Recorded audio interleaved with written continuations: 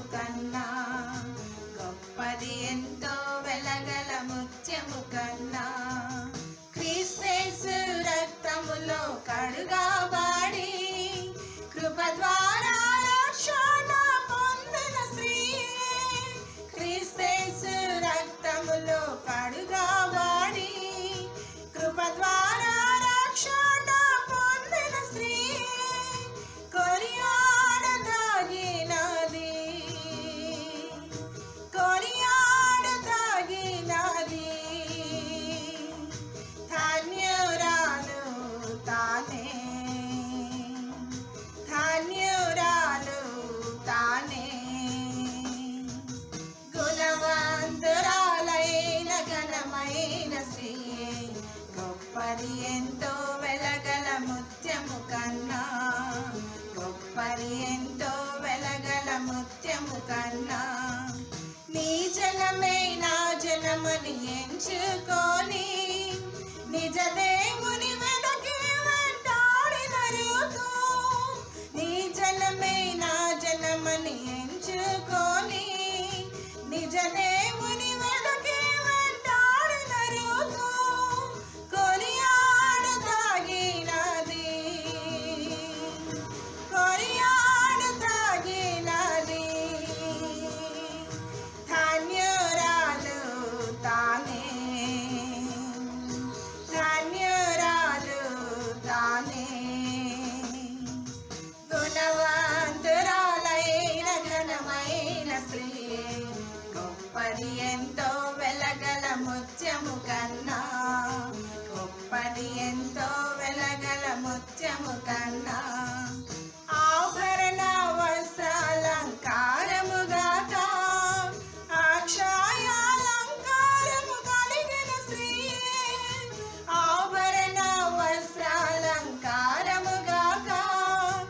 అక్షయాలంకారము కలిగిన స్త్రీ కొనియాడదగినది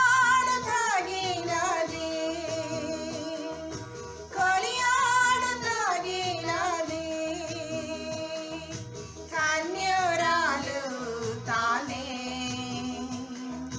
ధన్యురాలు తానే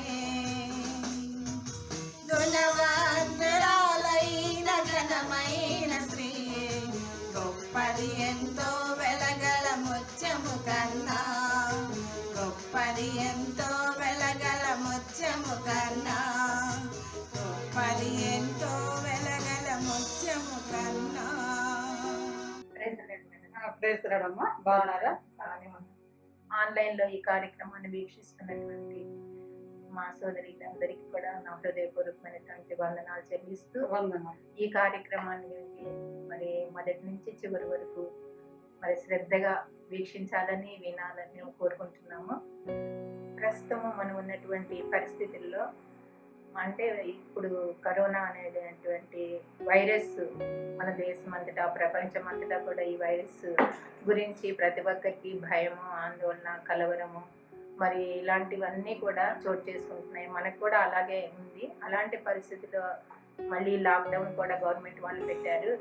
దీని సందర్భంగా మనం ఏమవుతున్నాం అంటే చర్చలు మిస్ అవుతున్నాము, ప్రార్థనలు మిస్ అవుతున్నాము, తర్వాత గృహ కూడికలు కూడా మిస్ అవుతున్నాము. ముఖ్యంగా స్త్రీల కూడికలు అస్సలు ఉండటం లేదు.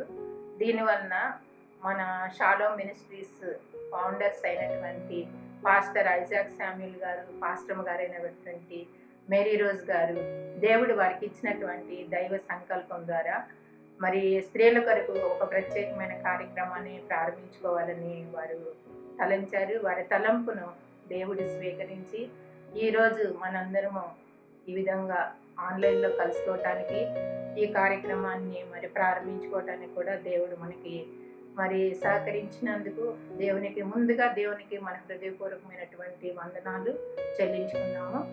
మేడం ఒక చిన్న ప్రశ్న అడగాలనుకుంటున్నాను, మీరు ఆన్సర్ చెప్పగలరా?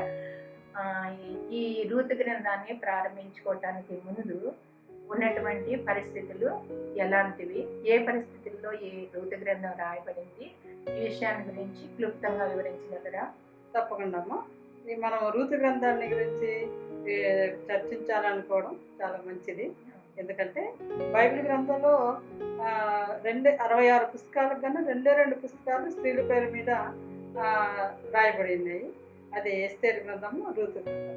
ఇవి రెండు కూడా మరి 66 పుస్తకాలు ఇవి ఒక గొప్ప ప్రాధాన్యతను సంతరించుకున్నాయంటే అవి ఎంతో అమూల్యమైన సందేశాన్ని మనకు స్త్రీలమైన మనకి ఇస్తుంది. అందరికీ వర్తిస్తాయి. స్థిరమైన మనకు ముఖ్యంగా మంచి గొప్ప సందేశాలు కూడా ఉన్నాయి. కాబట్టి మనం రూతు గ్రంథాన్ని చర్చించుకోవడం అనేది మంచిది. కాబట్టి మన స్త్రీలు కూడా అందరూ జాగ్రత్తగా ఇందులో ఉన్న అమూల్యమైన సందేశాన్ని మనం పొందుకొని రూతు గ్రంథంలో రాయబడిన ప్రకారంగా మనం నడుచుకోవాలని ఇష్టపడుతున్నాం. నేను కూడా మరి ముఖ్యంగా రూతు గ్రంథం యొక్క పరిస్థితుల గురించి మనం ఆలోచన చేసినట్లయితే రూతు గ్రంథం మొదటి అధ్యాయం మొదటి వచనంలోనే ఏం రాయబడిందంటే న్యాయాధిపతులు ఏలిన దినములయందు రాయబడింది. కాబట్టి అంటే ఈ రూతు గ్రంథం ఎప్పుడు మరి రాయబడి ఉంది, ఎప్పుడు వీళ్ళ యొక్క జీవిత చరిత్ర అంతా కూడా ఈ యొక్క సన్నివేశాలని ఏ కాలంలో జరిగినాయంటే న్యాయాధిపతులు ఏలిన కాలంలో ఉన్నాయని మనకు బాగా అర్థమవుతుంది. ఈ న్యాయాధిపతులు ఏలిన కాలానికి మనం వెళ్ళగలిగితే ఈ న్యాయాధిపతుల గ్రంథం చివరి అధ్యాయంలో ఒక మాట చక్కగా ఇక్కడ రాయబడి ఉంది. చివరి అధ్యాయం లాస్ట్ వచనంలో చూడండి ఏం రాయబడి ఉందో చూడండి. చివరి అధ్యాయము న్యాయాధిపతుల గ్రంథము చివరి అధ్యాయము మరి ఈ వచనాన్ని మనం చదువుకుందాం. ఆ దినములలో ఇశ్రాయేలీయులకు రాజు లేడు, ప్రతి వారును తన తన ఇష్టానుసారంగా ప్రవర్తించుతూ వచ్చెను. ఇదమ్మా పరిస్థితి. రాజులు లేని కాలం అది. ఈ రాజులు లేని కాలంలో ప్రతి వాడు కూడా తన ఇష్టానుసారంగా తాను ప్రవర్తిస్తున్నాడు. ఒక రాజు ఉంటే కదా, ఒక రాజు ఉంటే మరి ఆ దేశానికి ఒక న్యాయం, నీతి, కట్టడ, నియమ నిబంధనలు ఇవన్నీ ఉంటాయి. ఇప్పుడు రాజు లేకుండా ఉంటే ప్రజలు ఏం చేస్తారు? వారి ఇష్టానుసారంగానే ఉంటుంటారు. అదే అనమాట ఈ మాట మనకు తెలియజేస్తుంది. ఇష్టానుసారంగా మరి జనులు ప్రవర్తించే కాలంలో మరి ఈ రూతు గ్రంథం ఉన్నట్లుగా మనం చూస్తున్నాం. ఇంకా అక్కడ పరిస్థితులు ఏంటంటే కరువు వచ్చినట్లుగా కూడా మనం చూస్తున్నాం. ఆ కరువు ఉన్నటువంటి పరిస్థితులు, ఆకలి బాధలు. మరి ఇంకా న్యాయాధిపతుల గ్రంథం మనం కొంచెం బాగా చదివినట్లయితే అక్కడ ఏం రాయబడిందంటే ఎప్పుడైతే రాజు లేడు, ఎప్పుడైతే వాళ్ళకి నాయకులు లేరు, కానీ అంతకుముందు న్యాయాధిపతుల కాలానికి ముందంతా కూడా గొప్ప నాయకులు ఉన్నారు ఇశ్రాయేలు దేశానికి. మోషే, యెహోషువ లాంటి గొప్ప నాయకులు ఉన్నారు. ఆ గొప్ప నాయకులు ఏం చేశారు? ఆ ప్రజలకు అద్భుతాలు, దేవుని అద్భుతాలను చూపించారు అనమాట. మోషే గారి ద్వారా అట్టాగే జరిగినాయి, మరి యెహోషువ గారి ద్వారా కూడా అద్భుతాలు జరిగినాయి. ఇశ్రాయేల్ ప్రజలంతా గొప్ప దేవుని యొక్క అద్భుతాలను వాళ్ళు చూసి ఆనందించినటువంటి కాలం అంతకు ముందు. వాళ్ళిద్దరు మృతి పొందిన తర్వాత ఈ న్యాయాధిపతులు అనేది వస్తుంది. ఈ న్యాయాధిపతుల్లో ప్రజలు ఏం చేస్తున్నారు? ఎప్పుడైతే వాళ్ళు లేరు, నాయకులు లేరు, వెంటనే దోషం, యెహోవా దృష్టికి గొప్ప దోషం చేస్తున్నట్లుగా న్యాయాధిపతుల గ్రంథంలో మనకు కనపడింది. ఎప్పుడైతే గొప్ప దోషం జరిగిందో ఈ వారి చుట్టుపక్కల ఉన్నటువంటి దేశాల వారు వీళ్ళ మీదకి దండెత్తడం, వీళ్ళ పరిస్థితి చాలా హీనంగా మారిపోయింది. అది అప్పుడు పరిస్థితులు హీనంగా, వీళ్ళు దోషులు కావడము, హీనమైన పరిస్థితులను దిగజారడం. ఎందుకంటే నాయకులు లేరు, దేవుని ద్వారా గొప్ప గొప్ప కార్యాలు చూసే ఇది లేదు. అందుకని అటువంటి కాలంలో ఈ గొప్ప అసలు బైబిల్ గ్రంథంలో స్థిరంగా నిలబడి ఈ రోజు మనం చెప్పుకున్న ఈ రూతు గ్రంథం, ఈ రూతు యొక్క జీవిత చరిత్ర చీకటిలో ఒక కాంతి రేఖ అనుకోవచ్చు. అటువంటి దినాలలో ఏమో ఉన్నది ఒక క్రాంతి రేఖ అనుకోవచ్చు.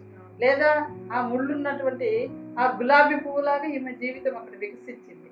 ఈ మనకి ఎన్నో అమూల్యమైన సందేశాలను రూతు గ్రంథం మనకు తెలియజేస్తుంది. ఆమె జీవిత చరిత్ర మనకు తెలియజేస్తుంది. కాబట్టి అటువంటి కాలంలోనైనా మన జీవితాలు ఇలాగ పుష్పించగలవు, చిగురించగలవని గొప్ప సందేశాన్ని ఈ గ్రంథం మనకు తెలియజేస్తుంది అనమాట. ఇక్కడ మన పరిస్థితులు ఎట్టాగున్నాయని కాదు, ఆ కరువు ఉందా, లేకుంటే రాజు లేడా, ఎట్టాగుంది అనే పరిస్థితులు ఎటువంటివైనా సరే అందులోనే చిగురింపజేసేటువంటి గొప్ప మరి అద్భుతాలు చూడగలిగి, దేవుని యొక్క దర్శనాలు చూడగలిగేటువంటి ఆ యొక్క రూతు జీవితాన్ని మనకు గొప్ప ఆదర్శంగా మనకు ఉంటుందని అనుకోవచ్చు. అదే అమ్మా, చాలా బాగా చెప్పారు మేడం. విన్నారు కదా ఇప్పుడు మీరందరూ. ఇప్పుడు మేడం గారు ఏం చెప్పారు మరి అంటే న్యాయాధిపతులకి రాజు లేనప్పుడు, మరి ఎవరు లేనప్పుడు ప్రజలు వారి ఇష్టానుసారంగా వారు జీవిస్తున్న టైంలో మరి ఈ రూతు గ్రంథాన్ని గురించి రాయబడింది. రూతు అనే ఒక ఆమె ఇక్కడ ప్రస్తావించబడింది. అప్పుడు పరిస్థితుల్లో ఆమె ఒక చీకట్లో కాంతిరేఖ కనపడిందని మేడం గారు చెప్తున్నారు. నిజంగా అది గొప్ప సందేశము. మరి ఆమెను గురించి మనం నేర్చుకోవాల్సినటువంటి విషయాలు చాలా ఉన్నాయి. అది కాకుండా ఇంకొక మాట కూడా మేడం గారు చెప్పారు. అదేంటంటే దేవుడు దర్శించే కాలం ఉంటుంది అని చెప్పేసి మనము నిరీక్షించాలి అని చెప్పి కనుక అలాంటి నిరీక్షించేటువంటి వారంగా కూడా మనం ఉండాలి. ఇంకా ముందు ముందు మనం ఎన్నో విషయాలు మేడం గారి నుంచి నేర్చుకుందాము. తర్వాత మేడం ఇంకొక చిన్న డౌట్ నాకు ఉంది, అది మేము ముందు పెడుతున్నాను. అదేంటంటే ఈ ఋతు గ్రంథంలో మొదటి అధ్యాయంలో మనం చూసుకున్నట్లయితే 3 స్త్రీలను మనం చూసుకుంటాము. ఆ 3 స్త్రీలలో మొట్టమొదటి ఆమె అత్తగారైనటువంటి నయోమి, రెండో ఆమె ఓర్పా అయినటువంటి ఆమె పెద్ద కోడలు, మూడో ఆమె రూతు అనేటువంటి రెండవ కోడలు. ఈ 3 స్త్రీలు 3 రకాలైనటువంటి డెసిషన్స్ తీసుకున్నారు. అయితే నేను ముందుగా నయోమిని గురించి మీతో మాట్లాడాలనుకుంటున్నాను, చర్చించాలనుకుంటున్నాను. అదేంటి అంటే ఇప్పుడు ఈ నయోమి మరి రూతు గ్రంథము 1వ అధ్యాయము 20వ వచనంలో మనం చూసుకున్నట్లయితే ఆమె ఇలా అంటుంది, ఏమంటే నేను మరి సమృద్ధి గలదాన్నై వెళ్ళి తిని రిక్తురాన్నై తిరిగి వచ్చినట్లుగా యెహోవా నన్ను రాజేసెను అని అంటుంది. తర్వాత ఇంకొక మాట, యెహోవా నన్ను బాధపరచెను అని అంటుంది. ఇంకొకటి, మరి నాకు విరోధంగా యెహోవా యెహోవా సాక్ష్యం పలికెను అని అంటుంది. సర్వశక్తుడు నన్ను బాధపరచెను అని అంటుంది.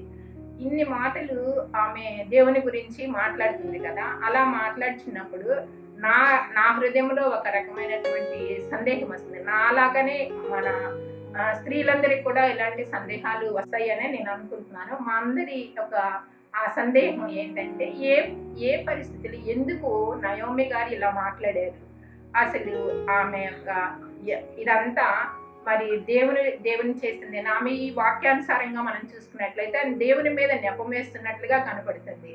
ఇది దేవుడు చేసిన పనా, లేకపోతే ఈమె కానీ ఈమె భర్త కానీ ఎవరైనా ఒకరు తీసుకున్నటువంటి నిర్ణయం ద్వారా ఇలా జరిగిందా? దీని గురించి మాకు వివరంగా మీకు చెప్పగలరా?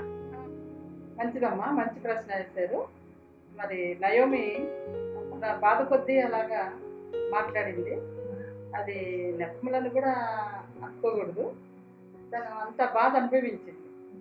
కారణం ఏంటంటే మరి తను తీసుకున్న నిర్ణయాన్ని బట్టి అలాగా కొన్ని చేదు అనుభవాలు మనకి ఎదురవుతుంటాయి. స్త్రీలమైన మనము చాలా జాగ్రత్తగా ఉండాలి. మనం తీసుకునే నిర్ణయాలు ఒక్కోసారి మనల్ని చేదు అనుభవాల్లో తీసుకెళ్తాయి. ఆ అనుభవంలోకి పోయిన తర్వాత మనం బాధపడే ప్రయోజనం లేదు. ఈ కరువు వచ్చింది. అది ఏ ప్రాంతంలో ఉన్నారు వాళ్ళు? బెత్లెహేం అనే ప్రాంతంలో ఉన్నారు. బెత్లెహేం అంటే ఏంటిది? రొట్టెల ఇల్లు, సమృద్ధిగా ఉంటుంది. ఆమెని సమృద్ధిగా గలదాన్ని వెళ్ళి తిని అంటే ఆమె సమృద్ధిలో ఉంది.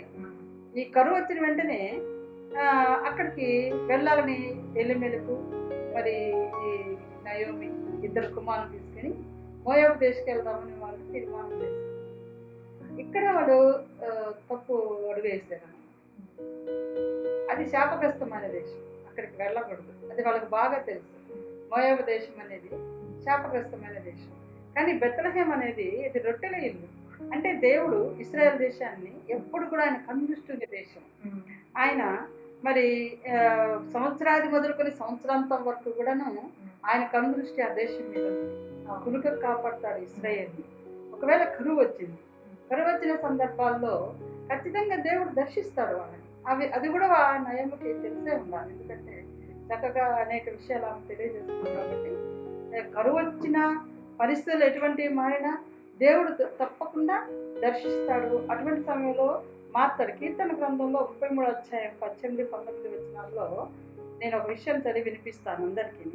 దేవుడు ఎలాగ చేస్తాడు అనే విషయం అక్కడ రాయబడింది. కీర్తనలు 33వ కీర్తన మనము చూసుకుందాం ఒకసారి. 33:18. ఒకవేళ మీ దగ్గర బైబిల్ గ్రంథాలు ఉంటే అందరూ తెరిచి చూడండి.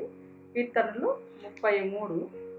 కరువు కాలంలో ఎలాగా దేవుడు మరి ఉంటాడు అనే విషయాన్ని కీర్తనాకారుడు మనకు ఆ విషయాన్ని ప్రస్తావిస్తారు. చూడండి, కీర్తనలు 33.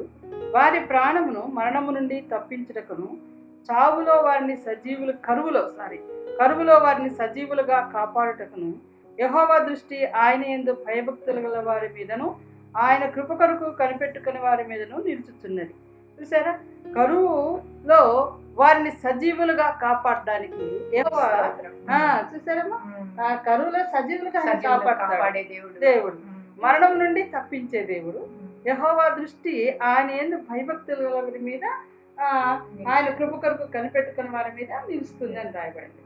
అటువంటి సమయంలో చేయవలసిన పని ఏంటిది? దేవుణ్ణి విడిచిపెట్టి వేరే శాపకరమైన ప్రాంతానికి వెళ్ళకూడదు. దేవుడు ఏం చేస్తాడా ఈ టైంలో, ఈ కరువు సమయంలో దేవుడు ఎట్లా మమ్మల్ని పోషిస్తాడు కదా. చాలాసార్లు కరువు సమయంలో ఏలియన్ పోషించాడు కదా దేవుడు కదా, కాకాలముల ద్వారా పోషించాడు కదా అనేక సార్లు. మరి దేవుడు పోషించగలిగిన సమర్థుడు. విధవరాల దగ్గరికి వెళ్ళినప్పుడు ఏలియన్ పోషించాడు కదా. కరువులో దేవుడు మనల్ని ఎప్పుడు కూడా వదిలిపెట్టాడు.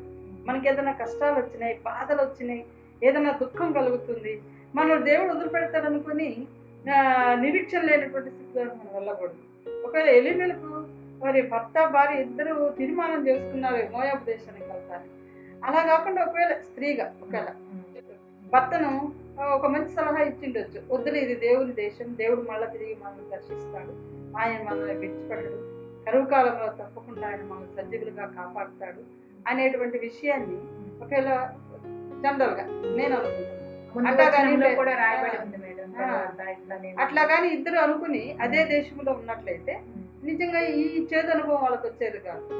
ఎప్పుడైతే వాళ్ళు తప్పుడు తీర్మానం చేసుకున్నారో ఖచ్చితంగా ఇప్పుడు వాళ్ళు ఒక చేదు అనుభవంలోకి వెళ్ళారు.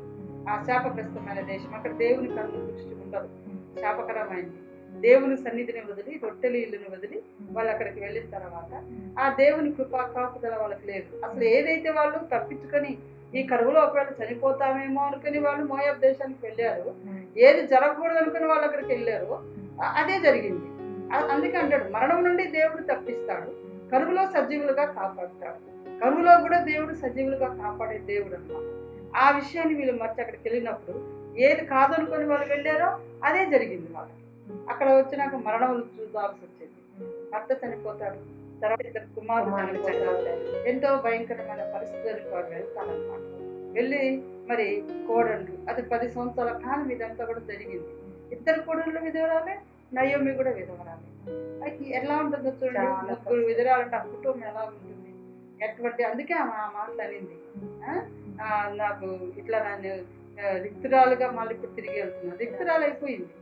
ఎందుకంటే స్త్రీలమైన మనది చాలా గొప్ప బాధ్యత. మనం తీసుకునే నిర్ణయాలు మన కుటుంబం యొక్క క్షేమం ఆధారపడి, మనము తీసుకునే ఏ నిర్ణయమైనా దేవుడు మనకున్నాడు, దేవుడు తిరిగి దర్శిస్తాడు, దేవుడు మనకు సహాయం చేస్తాడు, కరువులో సజీవులుగా కాపాడుతాడు అని దేవుని మీద ఉన్న గట్టి విశ్వాసం ప్రతి స్త్రీకి ఉన్నట్లయితే ఆ కుటుంబం ఎలా ఉంటుందంటే క్షేమకరమా, కరువులో కూడా క్షేమకరంగా ఉంటుంది. కరువులో కూడా సజీవంగా కాపాడబడతారు. మరణానుభవంలోకి వాళ్ళు వెళ్ళేవాళ్ళు కాదు. ఏది వద్దనుకున్నారో అదే వాళ్ళకి అక్కడ పోయిన తర్వాత వాళ్ళకి రుచి చూడాల్సి వచ్చింది. మరణానుభవంలోకి వెళ్ళారు, ఆ యొక్క బాధలు వాళ్ళు అనుభవిస్తున్నారు, ముగ్గురు విధవరాలుగా ఉన్నారు. అందువలన ఇక్కడ మనం నేర్చుకునేది ఏంటంటే, నయోమి వల్ల మనం నేర్చుకునేది ఏంటంటే, కరువులో ఉన్న ఎటువంటి పరిస్థితులు ఉన్నా స్త్రీలారా మనం ఇక్కడ ఒక మంచి పాఠాన్ని నేర్చుకోవాలి. మనకున్న ఎటువంటి పరిస్థితిలో ఉందో ఇక్కడ అసలు కుటుంబమును చక్కబెట్టి కుటుంబమును కాపాడుకోవాలి. భవిష్యత్తులో దేవుడి దగ్గర మనం ఉంటే భవిష్యత్తు అంతా కూడా మనది క్షేమంగా ఉంటుంది. ఆయన దగ్గర సురక్షితంగా మనం ఉంటాం. ఆయన మనల్ని సజీవులుగా కరువు వచ్చినా కాపాడుతాడు. కుటుంబం ఇట్లా పెట్టుకోవాలి. స్త్రీలైనటువంటి మనము చాలా జాగ్రత్తగా దేవుని కొరకైన తీర్మానాలతో మనం నిలవబడితే మన కుటుంబాలు క్షేమంగా ఉంటాయి. అలా కాకుండా వారు వేరే దేవుని సన్నిధి నుంచి వేరైపోయినప్పుడు వారి యొక్క జీవితాలే చాలా భయంకరమైన స్థితిలోనికి వెళ్ళింది. ఆ కుటుంబం శాపగ్రస్తమైన వాళ్ళు. కానీ దేవుని విడిచిపోకూడదు ఎప్పుడే. కానీ మన తీర్మానాలు ఎలా ఉందంటే దేవుని దగ్గరే కనిపెట్టుకోవాలి, దేవుని దగ్గరే మనం ప్రార్థించాలి, దేవుని వాగ్దానాలు మనం పొందుకోవాలి. దేవుడు ఏ విధంగానే పోషిస్తాడు యొక్క నిరీక్షణతో దేవుని మీద ఆధారపడటం అనేది మనం నేర్చుకోవాలని నేను స్త్రీలకు ఈ సందర్భంగా నేను విన్నవించుకుంటున్నాను. అప్పుడు ఆ కుటుంబం చాలా ఉన్నతమైన స్థితిలోనికి వెళ్తుంది కదా. ఇటువంటి చేదు స్థితిలోనికి వెళ్ళదని నేను స్త్రీలందరికీ సలహా ఇస్తాను. భవిష్యత్తు మనకు తెలియదు, రేపేం సంభవిస్తుందో మనకు తెలియదు, దేవుడు తెలుసు. కనుక దేవుడు ఏం చెప్తాడా కనిపెట్టుకుని వారిని, ఆయన మీద భయభక్తులు కలిగి ఆయన కొరకు కనిపెట్టుకునే వారి మీద ఆయన కనుదృష్టి ఉంటుంది. కాబట్టి ఖచ్చితంగా ఆ దేశంలో ఉన్నప్పుడు దేవుని దగ్గరే ఉన్నప్పుడు మాకు అలాగే చేస్తాడమ్మా. కాబట్టి మనం దేవుని మీద ఆధారపడాలి, దేవుని కొరకు కనిపెట్టుకోవాలి. దేవుడు ఏం చెప్తాడు, కరువు ప్రాంతాల్లో కష్టపడుతుంది. ఇప్పుడు కూడా కరోనా వలన చాలా కష్టపడుతుంది. ప్రపంచం అంతా కూడా భయపడతా ఉంది, చాలా భయంకరమైన స్థితిలో ఉంది. ఇది ఎప్పుడు మన అనుభవాల్లో చూడాలి. ఇంట్లోనే ఉంటున్నాము, ఏం పని పాట లేదు, కూలీ లేదు, ఆదాయం లేదు. ఇది కూడా ఒక కరువు లాంటి పరిస్థితి, ఒక విపత్కరమైన పరిస్థితి ఉంది. ఇటువంటి సమయంలో ఏం చేయాలి? ప్రార్థించడం నేర్చుకోవాలి, స్త్రీలు కనిపెట్టడం నేర్చుకోవాలి. అప్పుడు మన కుటుంబాన్ని మనం ఒక మంచి స్థితిలోనే ఉంచుకుంటాం. చేదనుభవాల్లోకి మనం వెళ్ళమని ఈ సందర్భంగా నేను మంచి తీర్మానాలతో మనం ఉండాలా, దేవుని సన్నిధిలోనే ఉండాలని తెలియజేస్తున్నాను. అర్థమైంది. చాలా బాగా చెప్పినారు. వింటున్నారు కదా మీరందరూ ఎంత బాగా మేడం గారు చెప్పారు. ఒక స్త్రీ తీసుకునే నిర్ణయం, స్త్రీయే కానీ పురుషుడే కానీ కుటుంబంలో భార్యాభర్తలు తీసుకునే నిర్ణయం మీద ఆ కుటుంబం కట్టబడుతుంది, ఆ కుటుంబం ఆశీర్వదించబడుతుంది అనే విషయాన్ని మనము ఈరోజు ఈ యొక్క ధ్యానాంశంలో మనము నేర్చుకున్నాము. ఈ వాక్యం ద్వారా మనం తెలుసుకున్నాము. మరి కరువు వచ్చినా, కష్టం వచ్చినా, కరోనా వచ్చినా, ఏదన్నా రాని, కానీ మనల్ని పోషించే దేవుడు, కాపాడే దేవుడు, సర్వశక్తుడైనటువంటి దేవుడు ఆయన మనకు ఉన్నప్పుడు ఆయన విడిచి మనం ఎక్కడికి పోకూడదు. ముఖ్యంగా స్త్రీలమైన మనము ఈ సమయంలో మరి ఈ కరోనాకి భయపడకూడదు. ఇలాంటి సమయంలో ఎలాంటి తొందరపాటు నిర్ణయాలు కానీ లేకపోతే తొందరపాటు ఆలోచనలు కానీ మనం పెట్టుకోకుండా దేవునికి సమీపముగా ఉంటూ దేవుని చిత్తాన్ని ఎరిగి దేవుల్లో జీవించే వాళ్ళంగా, దేవునికి సమీపంగా ఉండే వాళ్ళంగా మనం ఉండాలి. ఈ రోజు ఈ వాక్యం ద్వారా మనము ఈ మాటలను మనము నేర్చుకున్నాము. అదేమ్మా, ఇప్పుడు ఆ స్త్రీ తీర్మానం ఏంటో మనం ఒకసారి స్త్రీలను అడిగి కనుక్కుందాం. మరి మరి ఎటువంటి తీర్మానం తీసుకుంటున్నారు? దేవుని మీద ఆధారపడి దేవుని సన్నిధిలో నిలబడే తీర్మానం తీసుకుంటే ఖచ్చితంగా మన కుటుంబాలు ఆశీర్వదించబడతాయి. ఈ రోజు ఆ తీర్మానం తీసుకుందాం. తర్వాత మళ్ళీ ఈమెను చూసుకుంటాం కదా మనము. ఎవరంటే ఓర్పా గారిని చూసుకుంటాం కదా. ఓర్పా ముద్దు పెట్టుకుని వెళ్ళిపోయింది అని, ఆ మాటకు అర్థం ఏంటో మాకు అర్థం కావట్లేదు. ముద్దు పెట్టుకుని వెళ్ళిపోయింది అనే మాటకు నిర్వచనం ఏంటో మీరు కొంచెం చెప్పగలరా? రూతు కూడా అంతే. రూతు కూడా అతను హత్తుకొని ఉంది అని చెప్తారు. దాని రాయబడి ఉంది వాక్యంలో. రూతు అతను హత్తుకొను, ఓర్ప ముద్దు పెట్టుకొని వెళ్ళిపోయింది అని ఉంది. ఈ రెండు మాటలకి ఉన్న నిర్వచనము. తర్వాత వీళ్ళ ద్వారా మనం ఆత్మీయమైన పాఠాలు ఏం నేర్చుకోవాలి, ఈ విషయాల గురించి మాకు వివరంగా చెప్పగలరా? తప్పకుండా. ఎందుకంటే ఇద్దరు కోడళ్ళు నయోమి, ముగ్గురు విధవరాండ్రి. ఇప్పుడు నయోమి ఏం చేస్తుందంటే వాళ్ళిద్దరు ఎదురుగా రెండు ఆప్షన్స్ పెట్టింది, రెండు తీర్మానాలు ఇద్దరు ఎదురుగా కూడా పెట్టేసింది. ఇప్పుడు ఏముంటుంది ఆమె, నేను మరి ఇంకా మీకు కుమారులు ఇచ్చి వివాహం చేయడానికి నా దగ్గర కుమారులు లేదు, కాబట్టి మీరిద్దరు విధవరాండ్రగా ఉన్నారు, కాబట్టి మీ ఇళ్ళకు, మీ తల్లుల ఇళ్ళకు తిరిగి వెళ్ళండి. కింద భాగాలు మనం చదువుకుంటే ఒకటి అధ్యాయంలో మీ తల్లుల ఇళ్ళకు మీరు వెళ్ళండి, మీరు మళ్ళీ పెళ్లి చేసుకుని నెమ్మదిగా ఉండండి అనే విషయాన్ని తన కోడళ్ళ ముందు ఉంచింది. చెప్తుంది అన్నమాట. చెప్తే అక్కడ ఒక సన్నివేశం జరుగుతుంది. ఎలుగొత్తి ఏడుస్తారు అక్కడ. ఎంత అంటే వాళ్ళ యొక్క బంధం ఎంత బంధం ఉందో. ఇద్దరు కోడళ్ళు కూడా ఎలుగెత్తి ఏడుస్తారు. ముగ్గురు అటువంటి స్థితిలో వాళ్ళకొక నిరీక్షణ లేనటువంటి పరిస్థితి. ఇప్పుడు భర్తలు లేరు, ఇంట్లో పురుషులు లేరు, ఒక భయంకరమైన పరిస్థితిలోనికి ఆ కుటుంబం నెట్టివేయబడింది కదా. ఇప్పుడు తన దేవుడు దర్శించాడు ఆ యొక్క దేశాన్ని, ఇశ్రాయేల్ దేశాన్ని. అక్కడ తిరిగి దేవుడు ఆహారం ఇస్తున్నాడు అని తెలిసిన వెంటనే నయోమి అక్కడికి వెళ్ళాలని తీర్మానం చేస్తుంది. అందువల్ల వీళ్ళిద్దరికి తను ఏమి నిరీక్షణ ఇవ్వలేదు. తన దగ్గర ఏమి లేదు, కుమారులు లేరు, తిరిగి కుమారులకని వాళ్ళకి ఇవ్వడానికి సమయం లేదు. ఆ మాటలు చెప్తుంది అనమాట. అందుకని మీరు వెళ్ళండి, మీ ఇంటికి తిరిగి వెళ్ళండి, అలాగా అనొద్దమ్మని ఇద్దరు కూడా ఎలుగెత్తి ఏడుస్తారు. ఎలుగెత్తి ఏడిస్తే ఏమంటది మరి అత్త అంటది, లేదు లేదు మీరు వెళ్ళండి, మీ ఇంటికి వెళ్ళండి, నేను వెళ్తాను అక్కడికి అని చెప్పేసి అన్నప్పుడు కూడా అప్పుడు రెండోసారి ఏం చేస్తారంటే మరి అప్పుడు ఈ ఓర్ప ఏం చేస్తుంది, ఎలుగెత్తి ఏడుస్తూ తను కూడా. అయితే అత్తను ముద్దు పెట్టుకొని తిరిగి తన ఇంటికి వెళ్ళడానికి అత్తగారు నయోమి ఒక మాట అంటది, మీ అక్క ఓర్ప తిరిగి తన మీ జనుల యొద్దకు మీ దేవుని యొద్దకు తిరిగి వెళ్ళండి, మీ జనుల యొద్దకు మీ దేవుని యొద్దకు తిరిగి వెళ్ళండి అంటున్నారు. అంటే ఏమని, తన జనుల యొద్దకు తన యొక్క దేవుని యొద్దకు తను వెళ్ళినట్లుగా అందుని బట్టి మనకు అర్థమవుతుంది. కాబట్టి ఇది అక్కడ ఓర్ప యొక్క తీర్మానం చూడండి. ఆమె చేసుకున్న ఆ తీర్మానం చూసారా ఏమైందో. ఇక అక్కడ తప్పితే ఓర్పా పేరు ఇంకెక్కడ కూడా మనకు కనబడలేదు. ప్రస్తావించబడలేదు. ఆమె కనుమరుగైపోయింది. ఆమె తీర్మానం ఎలా ఉంది? తిరిగి శాపగ్రస్తమైన దేశం అంతవరకు నయోమి ఇద్దరికి చెప్పుంటుంది. యెహోవా దేవుడు ఎటువంటి వాడు, ఆయన ఎటువంటి పరిశుద్ధుడు, ఆయన ఎటువంటి కార్యాలు చేస్తుంటారు, ఆయన నిజమైన దేవుడు అని అనేక విషయాలు దేవుని గురించి తెలియజేస్తుంటుంది. మనం కూడా చాలా సార్లు దేవుని గురించి తెలుసుకున్నాం, ప్రభువుని గురించి తెలుసుకున్నాం, చాలా విషయాలు మనకు కూడా తెలుసు. అయితే తెలిసినా కూడా ఈమె తీర్మానం ఏంటిదంటే ఆ శాపగ్రస్తమైన దేశంలోనే ఉండడానికి ఇష్టపడింది.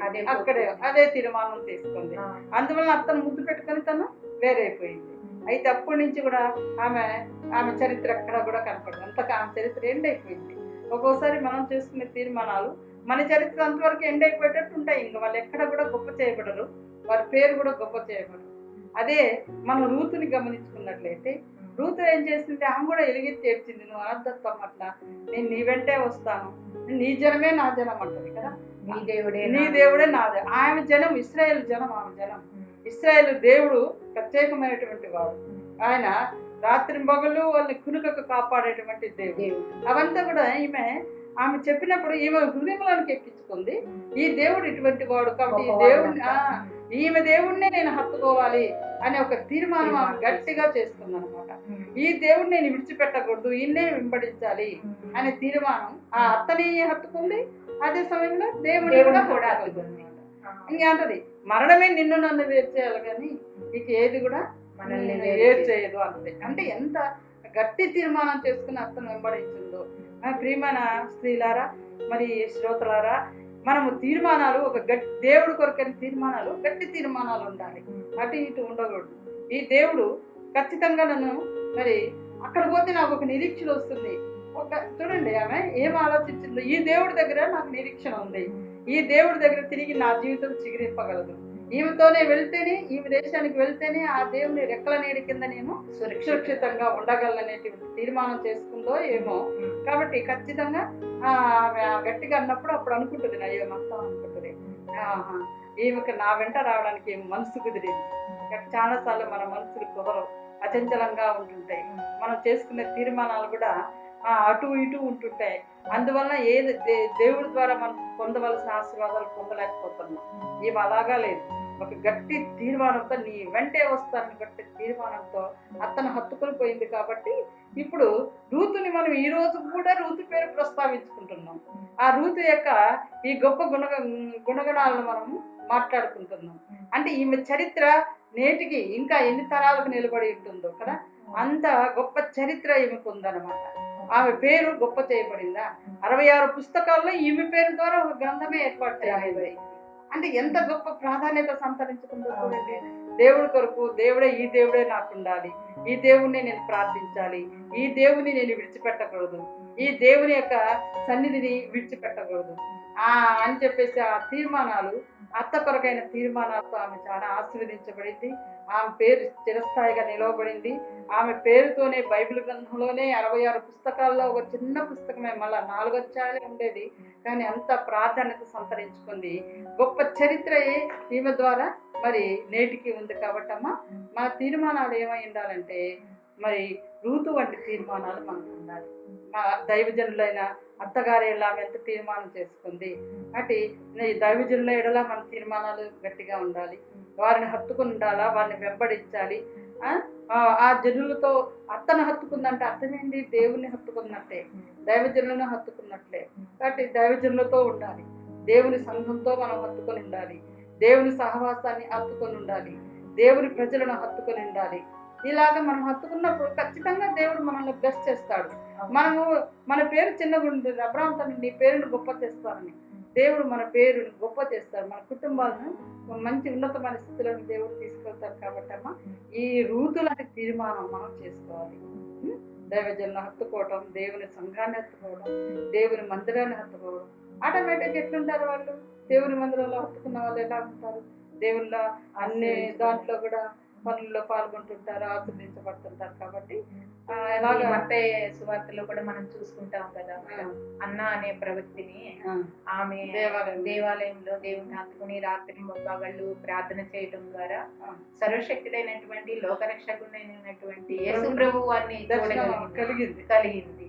అలాంటి మరి దేవుణ్ణి హత్తుకున్నప్పుడు, మరి దేవుని ప్రజలను హత్తుకున్నప్పుడు, దేవుని సంఘాన్ని హత్తుకున్నప్పుడు మనం కూడా అలాంటి ఆశీర్వాదాన్ని పొందే వాళ్ళంగా ఉంటాం. ఖచ్చితంగా ఇది మనం ఖచ్చితంగా మనం ఇది పాటించాలి. కరువు వచ్చిందని కాదు, ఆమె కరువు వచ్చిందని అత్త వెళ్ళింది, కానీ ఇప్పుడు మరి అటువంటి స్థితిలో ఎందుకు నిరీక్షణ లేని మూడవారి జీవితం నిరీక్షణ లేని స్థితిలోనే వచ్చి గొప్పగా ఆశీర్వదించబడి వికసించి గొప్పగా ఫలించి పుష్పించింది ఈ రూతు యొక్క జీవితం. అటువంటి తీర్మానాలు మనము చేసుకోవాలని ఈరోజు మనము మాట్లాడుతున్నాము. మన స్త్రీలందరూ కూడా అలాగా ఉండాలని కూడా ఇప్పుడు మనం కోరుకుంటున్నాం. చాలా బాగా చెప్పారు మేడం. మంచి మంచి తీర్మానాలు, మంచి మంచి మాటలు మీరు మాకు బాగా వివరించారు. మరి ఈ కార్యక్రమం చూసినటువంటి నా ప్రియ సహోదరులందరినీ కూడా నేను ఈరోజు ఒక ప్రశ్న అడగాలనుకుంటున్నాను.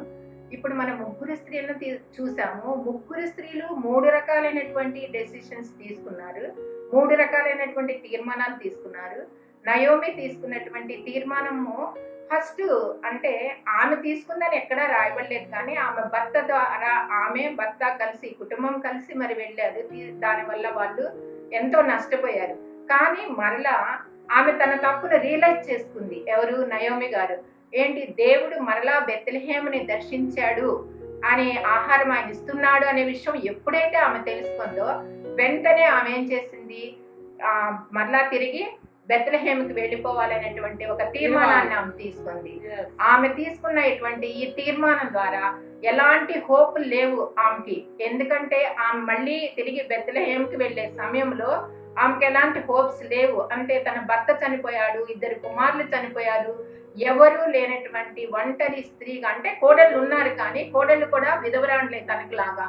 అలాంటి మరి స్థితిలో నిజంగా ఎంతో నిరాశ నిస్సృహులతో కృంగిపోవలసినటువంటి ఆమె అవన్నీ ఉండవచ్చు ఆమెలో. అయినప్పటికీ కూడా ఆమె ఏం చేస్తుందంటే మరలా తిరిగి దేవుని మీద తన హోప్ పెట్టుకుని దేవుని అందే తన నిరీక్షణ ఉంచి ఇక్కడ చిన్న మాట చెప్పాలనుకుంటున్నాను. ఎవరైనా ఇప్పుడు ఇంకా అక్కడ దూరంగా ఒకవేళ దేవుడి నుంచి, దేవుని సన్నిధి నుంచి ప్రార్థన విడిచిపెట్టి ప్రభుని విడిచిపెట్టి దూరంగా ఉంటున్నారా? ఈ విధంగా హత్తుకోకుండా ఉన్నారా? అయితే ఈ నయోమిలాగా తిరిగి దేవుడు నాకు సహాయం చేస్తారని రండి, దేవుడి దగ్గరికి రండి. నయోమి ఎలాగ ఆస్వాదించబడిందో మీరు కూడా తప్పకుండా ఆస్వాదించబడతారు. చెప్పండి. ఇది ఒక మంచి నిర్ణయం. మన జీవితాల్లో మన అందరము కూడా తీసుకోవాల్సినటువంటి ఒక మంచి నిర్ణయం ఏంటంటే, ఏదైనా ఇప్పుడు కరువు వచ్చింది, మనకు కూడా కరోనా వచ్చింది, కరువు వచ్చింది, ఉద్యోగాలు లేవు, అంటే ఉన్నాయి, జాబ్స్కి మనం వెళ్తలేదు, పనులు చేయట్లేదు. ఇలాంటి సమయంలో మనం ఎలాంటి తొందరపాటి నిర్ణయాలు మనం తీసుకోకూడదు. దేవుని హత్తుకొని దేవునిలో మనం నమ్మకంగా విశ్వాసంతో మనం ప్రార్థించినట్లయితే దేవుడు తిరిగి మనల్ని దర్శిస్తాడు, మనకి మరలా మంచి రోజులు వస్తాయి అనేటువంటి ఒక మంచి తీర్మానము ఈ రోజున మనందరము కూడా తీసుకున్నాము. తర్వాత ఓర్పలాగా మనం లోకం వైపు చూడొద్దు. మరి శాపగ్రస్తమైన ఆ జీవితాన్ని శాపగ్రస్తమైన అంటే తన భర్తను పోగొట్టుకుంది ఆమె. ఆయన ఏ స్థలంలో అయితే తన భర్తను పోగొట్టుకుందో అది శాపగ్రస్తంగా పిలువబడుతుంది. అయినా ఆ స్థలాన్ని ఆమె మళ్ళీ కోరుకుని మళ్ళీ ఆ ప్రదేశానికి ఆమె వెళ్ళిపోయినట్టుగా చూస్తున్నాము. కనుక శాపగ్రస్తమైన వాటి వద్దకు మనము వెళ్ళకూడదు. వెళితే మనకి ఏంటంటే జరిగేది నష్టమే. మనం ఏమీ లేని వారంగా మనం మిగిలిపోతాము. కనుక అలాంటి దుస్థితి మనకి రాకుండా ఉండాలంటే ఓర్పాలాంటి నిర్ణయం మనం తీసుకోకూడదు. తర్వాత మూడవదిగా రూతునే మనం చూసుకున్నట్లయితే రూతు తీసుకున్నటువంటి తీర్మానము చాలా శ్రేష్టమైనటువంటి తీర్మానము. నిజముగా ఆమెకి ఏ నిరీక్షణ లేదు, ఏ హోప్ లేదు. భర్త చనిపోయాడు, ఆమె అత్తగారు కూడా చాలా ముస్లామే. అయినా కూడా ఆమె తన అత్తను హత్తుకుంది. అంటే మేడం గారు చెప్పినట్లుగా ఇప్పుడు ఆమె ఎవరిని హత్తుకుంది? దేవుడిని హత్తుకుంది. అలాగే తర్వాత నీ దేవుడే నా దేవుడు, నీ ప్రజలే నా ప్రజలు, నీ దేశమే నా దేశము అని అంది. అలాగే ఆమె అత్తగారి వెంట వెళ్ళింది. తర్వాత ముందు గ్రంథాల్లో మనం చూసుకున్నట్లయితే ఆమె చాలా గొప్ప ఆశీర్వాదాలు పొందిన స్త్రీగా మనం చూస్తున్నాము. కనుక మనం కూడా మన జీవితాల్లో ఆ విధంగా దేవుని ఆలయాన్ని, దేవుని ప్రజల్ని, దేవుని సేవకుల్ని మరి హత్తుకొని, ముఖ్యంగా వాక్యాన్ని హత్తుకొని, ప్రార్థనను హత్తుకొని, ఆరాధనను హత్తుకొని మనం జీవించినట్లయితే మన జీవితాల్లో కూడా మనము మరి ఆశీర్వాదాలు పొందిన స్త్రీలంగా ఉంటాము. ఈ రోజు నుంచి మనందరం కూడా ఆ విధంగా చేద్దామా? మరి చేస్తారా మీరందరూ? ఆ నిర్ణయాలు, ఆ తీర్మానాలు మీరు మీ జీవితాల్లో తీసుకుంటారా? తప్పకుండా మీరు తీసుకోవాలి. దేవుడు ఆ విధంగా చేయటానికి మనందరినీ ఆశీర్వదించుగాక. మేడం, ఇంత మంచిగా చాలా ఆత్మీయమైనటువంటి మరి అర్థాలతో ఉన్నటువంటి మాటలను మాకు ఈ రోజు మీరు నేర్పించారు. నాకే కాదు, మా సహోదరులందరికీ కూడా మీరు నేర్పించారు. దీనికి మన హృదయపూర్వకమైనటువంటి, మా అందరి తరఫున హృదయపూర్వకమైనటువంటి వందనాలు. నేను కూడా వందనాలు తెలియజేస్తున్నాను. కాబట్టి చిన్న ప్రార్థనతో మనం ఈ కార్యక్రమాన్ని ముగించుకుంటాం. ప్రభు, నేను రూతు లాగా నేను జీవిస్తాను ప్రభా, నేను హత్తుకుంటాను నీ సన్నిధిని, దైవజనులను, మందిరాన్ని నేను హత్తుకుంటాను. ఒక తీర్మానంతో మనం ముందుకెళ్దాం. ఒక మాట ప్రార్థన చేసుకుందాం. అందరం కూడా ఒక తీర్మానాలు చేసుకుందాం. వాక్యం విన్న వెంటనే మనము మరి వదిలిపెట్టకూడదు, కానీ ఆ వాక్యాన్ని బట్టి మనము ప్రవర్తించవాలని ఉండాలి. ప్రార్థించుకుందాం. ప్రేమ కలిగిన తండ్రి యేసయ్య, మీకు వందనాలు చెల్లిస్తున్నాం. మరి నయోమి నుంచి, రూతు నుంచి, ఓర్పా నుంచి మేము ఎలా ఉండాలనే విషయాలు మేము తెలుసుకున్న విషయాలలో ప్రభువ, రూతులాగా మేము నిన్ను హత్తుకొని, నీ సన్నిధిని, నీ ప్రజలను, నీ దేశాన్ని హత్తుకొని మేము ఉండున్నట్లుగా మా స్త్రీలందరికీ మా మీద నీ బలమైన ఆత్మను కుమ్మరించమని ప్రార్థిస్తున్నాం. నీ కొరకైన తీర్మానాలతో మేము గట్టి తీర్మానాలతో జీవించినట్లుగా మాకు సహాయం చేయమని ప్రార్థిస్తున్నాం. మొట్టమొదటిగా నయోమి ఇశ్రాయేల్ దేశానికి వెళ్ళడం మరి పొరపాటే, కానీ తిరిగి దేవుడు దర్శించాడన్నప్పుడు ఇశ్రాయేల్ దేశానికి తిరిగి రావడాన్ని నిర్ణయించుకుంది. అవును ప్రభా, ఎవరు మా స్త్రీలలో అలాగున్నారో, ఇంకా నీకు దూరంగా ఉన్నారో, వాళ్ళు తిరిగి ఇప్పుడే ఈ సమయంలోనే నీ దగ్గరికి వచ్చే తీర్మానాలు చేసుకుని తిరిగి నీ యొక్క సన్నిధిలో వారి జీవితాలు ఆశీర్వదించబడిన కాక నాయన. ఓర్ప అయితే ఆమె పేరు ఇంకా ప్రస్తావించబడలేదు, ఆమె పేరు మార్చిపోయింది. అలాంటి స్థితి వద్దు ప్రభువా. ఇదిగో ప్రభువా, మీరు రూతునైతే హెచ్చించారు. ఈ రోజుకి ఆమె పేరు నా గ్రంథం ఉంది, మేము మాట్లాడుకుంటున్నాం. అలాగ ఆశీర్వదించబడాలంటే ఆ గట్టి తీర్మానాల్లో మేము ముందుకు సాగడానికి మా అందరికీ సహాయం చేయమని, అట్టి కృపను మా అందరి మీద కుమ్మరించమని యేసు నామములో ప్రార్థిస్తున్నాము తండ్రి, ఆమేన్. ఈ కార్యక్రమాన్ని వీక్షించిన మీ అందరికీ మా హృదయపూర్వకమైనటువంటి వందనాలు మా షాలోమ్ మినిస్ట్రీస్ తరఫున చెల్లిస్తున్నాము. Thank you. God bless you all.